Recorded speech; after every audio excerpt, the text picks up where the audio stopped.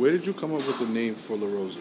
La Rosa was my grandmother's last name. Somebody I always followed around the kitchen when I was a little kid. This goes back to that like traditional Sunday Italian dinner that lasts 9 hours.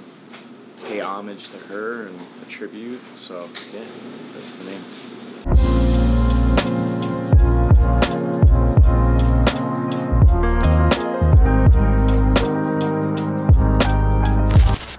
Ladies and gentlemen, you know who it is, you know what time it is too, but you don't gotta check your watch for that. Anyways, we took a trip up north. We're in New Rochelle today. We're at Pizzeria La Rosa to talk to Chef Matt. I got a bone to pick with a couple of you guys, you know? New York pizza, you know, it gets critiqued by some guy from like West Bumblefuck, Massachusetts. You know who I'm talking about, Dave Portnoy.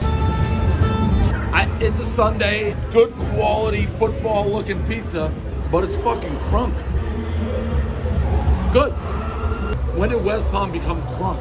A lot of people come to this place and they're like, oh, Dave Portnoy sent me here. From now on, you say your baby boy sent you here, all right? We're gonna talk to Chef Matt, learn a little history about La Rosa, and we're gonna eat some good food today. You know what it is. Let's go.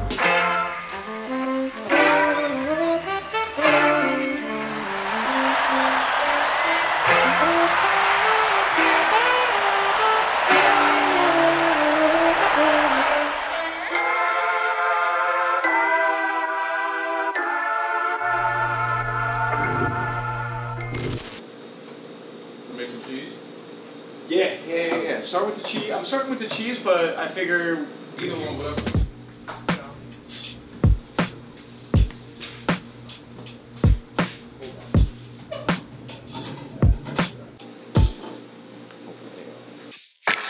So every morning, come in, put your logs like a campfire, 222, 6 logs start. Push it all the way back into the oven. That residual heat will start to smoke up those wood over time. Close it back up, and we're gonna let that wood dry out. What's the optimal temperature? For us, I want it over 750. 750? Yeah, over 750. So a gas oven pizzeria, typically, they max out at about 600. Wow. The shelf over there, one shelf will last a day, at least. We're gonna throw in paper towel, light it up, throw it in, and we'll get like a nice flame going. And that's the start of the 2-hour process of getting this oven up to temperature. Daily process, takes time, patience, and love. The oven is 100 years old. Yeah, so this oven was built in 1924. This was a bakery.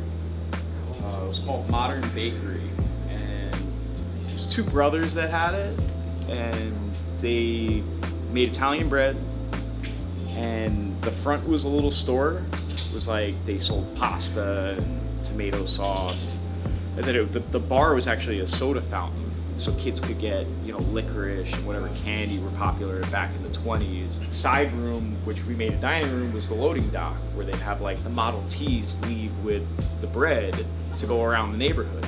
So the story I've heard from the grandchildren was that back during the war, the business started to drop off.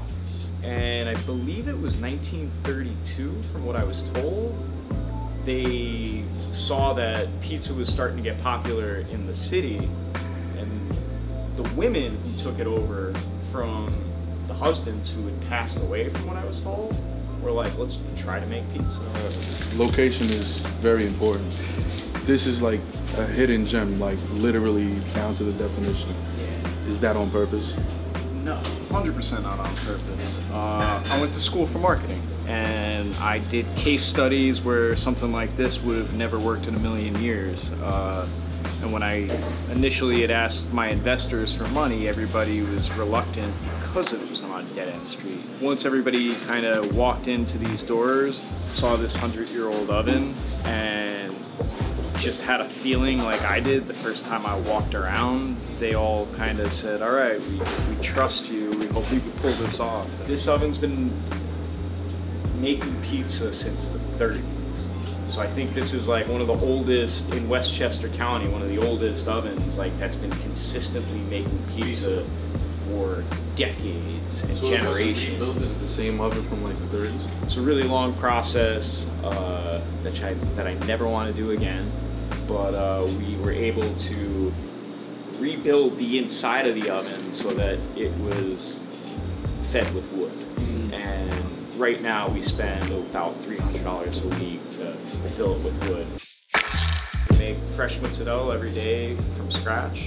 We want to get this. I bring these out earlier because the idea is you want to get the curd soft and you want to try to get it to be room temperature. You don't want it to be super cold. When you put the water in, it's going to melt a lot easier if it's not straight out of the walk-in.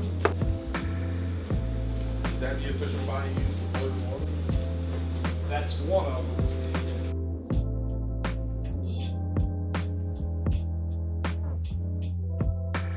You do this every morning? Every morning, like clockwork. Burrata is stuffed with, and that's a misconception. People are like, oh, I'm putting burrata on pizza.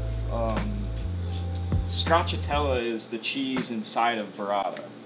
Stracciatella is pretty much the fresh mozzarella.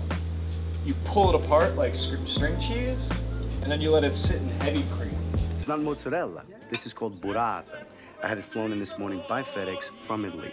It's a lot more subtle and smooth than mozzarella with an almost nut-like flavor. I'm not that big on nuts. Little pepper? Woo! Wow. Favorite place in New York to get a Sicilian? That's a tough one. I like L&D's. I like Tommy's in the Bronx, makes a great Sicilian. Oh, Sorrento's in the Bronx. Sorrento's in the Bronx, probably my favorite Sicilian in the city. Plain slice? We'd have to go by borough. In the Bronx. It has to be one place. One place? Woo! One spot. I'd be an asshole if I didn't say it. Best pizza in Brooklyn. My partner Frank, it's fresh mozzarella. This is called burrata.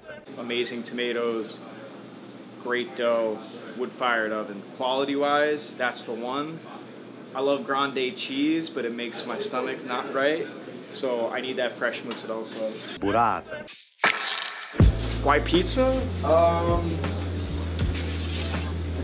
I'd say it's more than just pizza, but food in general, it's being able to make something with your hands and being able to put your own spin on it and being able to get it into other people's mouths and see their reaction, and really just the enjoyment of making people happy. We got to go get plates, and we were looking at pricing them out, and we just couldn't afford them. So I took my parents' china that was like their wedding gift from 1969, and we started putting out chicken parm and pastas. Like, it wasn't supposed to be this like cool thing. It was literally out of necessity because we had no money in the bank. Almost all of my parents' plates broke, and that's what they would have wanted. They both had passed away for some time now, and you know, yeah, it was like, now I just kind of go around to thrift stores and even have customers that are like, hey, my grandmother passed away, I got all this china, you want it? An overwhelming amount of food, to be quite honest with you. We got 2 pies here.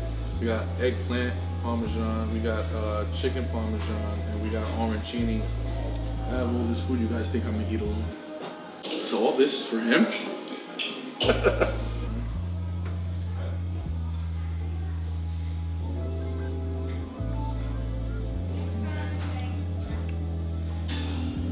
This is a different type of Sunday. Pizzeria La Rosa, top 5 but not 5, especially on my list, all right? 5 things that make a good pizza, especially in New York: cheese, sauce, flour, New York water. Last but not least, the most important, the person who makes it. Thanks to Chef Matt at La Rosa and his staff. Love you guys so much. I appreciate the hospitality as always. I'll see you guys on the next episode of Tell Them Essential.